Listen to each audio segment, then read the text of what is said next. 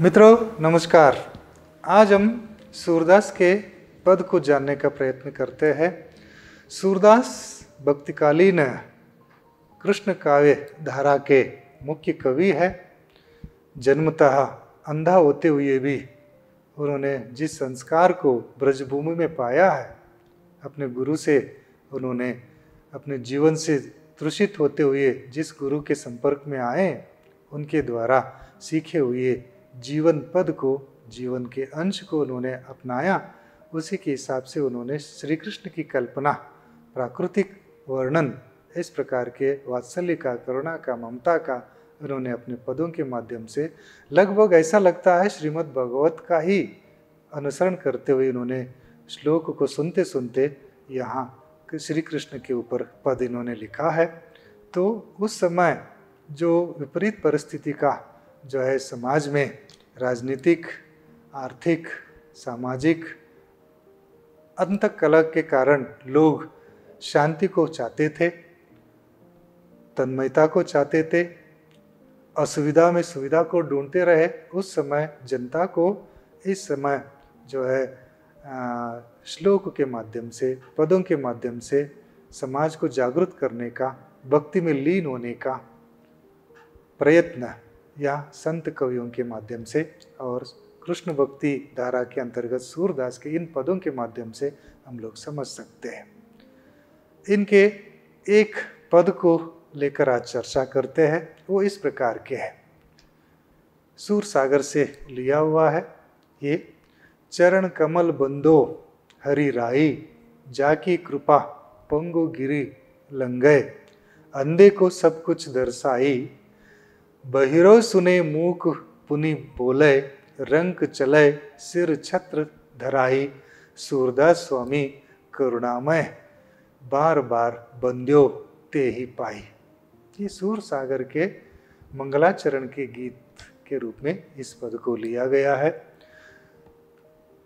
परम आराध्य श्री कृष्ण के चरण में इस पद को अर्पित करते हुए वो कहते हैं, अगर हम सच्चे मन से, ईमानदारी से हम लोग श्री कृष्ण की आराधना करते हैं, उनका चरण स्पर्श करते हैं, आस्था के साथ मग्न हो जाते हैं, तब भगवान का चमत्कार इस पदों के माध्यम से हम लोग समझ सकते हैं। कवि का कहना है, सूरदास जी, अगर मान लीजिए ये जो भगवान जी का अगर आशीर्वाद हो, अगर करुणामयी का अगर इस प्रकार से कृपा हो, जो असंभव सा भी संभव हो सकता है। दो तीन उल्लेख करते हैं सूरदास जी, जैसे आपके चरण कमल में अगर हम अर्पित हो जाए, स्पर्श करें,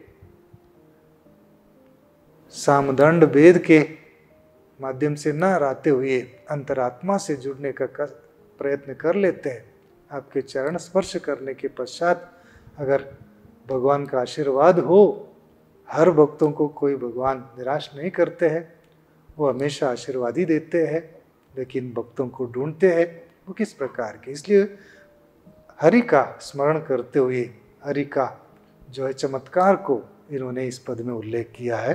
कहते हैं, जाकी कृपा पंगु गिरी लांघे।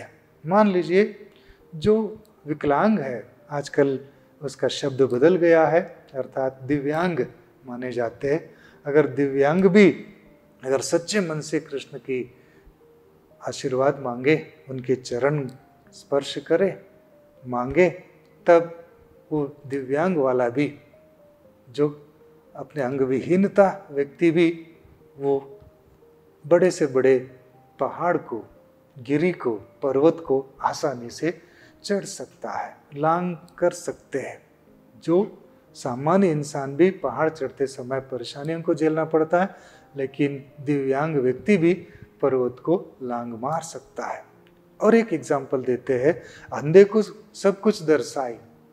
जो नेत्र विहीन व्यक्ति, स्वयं सूरदास जी भी अंधे हैं, लेकिन उन्होंने जो प्रकृति को देखा, कृष्ण की लीला को देखा, आंखें वाले भी नहीं देख पाते हैं।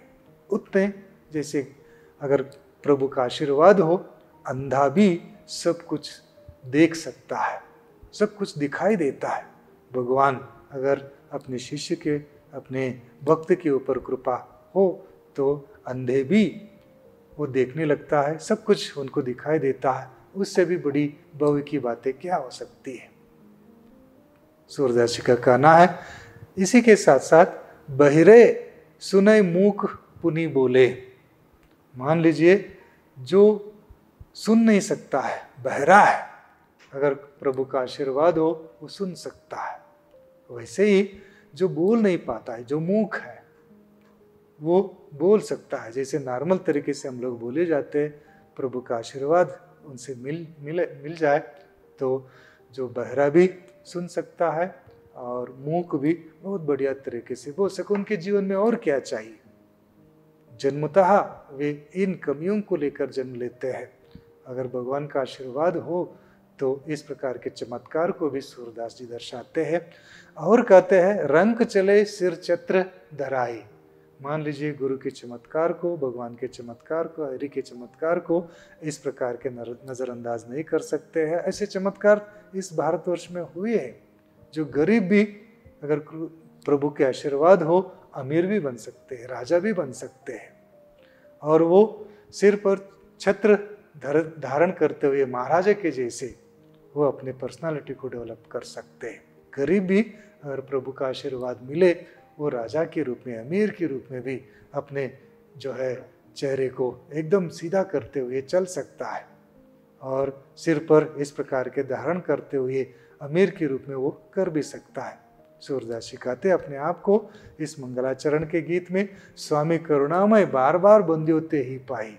अगर उनके चरण में हम लोग नतमस्तक हो जाए तो असंभव सा भी संभव होने में कोई गुंजाइश नहीं है, अवश्य हो जाता है। इसलिए सूरदास जी कहते हैं अगर सच्चे मन से, अंतरात्मा से भगवान श्री कृष्ण का हम लोग भक्ति में लीन हो जाते हैं, चरण स्पर्श कर लेते हैं, उसमें लीन हो जाते हैं, इन सब उदाहरणों के माध्यम से जैसे हमने बताया उसी प्रकार के जो असंभव सा भी संभव हो सकता है, इसमें अन्योक्ति नहीं हो सकती है। कवि का कहना सही है, अगर प्रभु की लीला इस प्रकार से अगर हो, कृष्ण की वात्सल्यता, करुणा, महिमा इस प्रकार के हो, जो हर बात संभव ही साबित हो सकता है। धन्यवाद।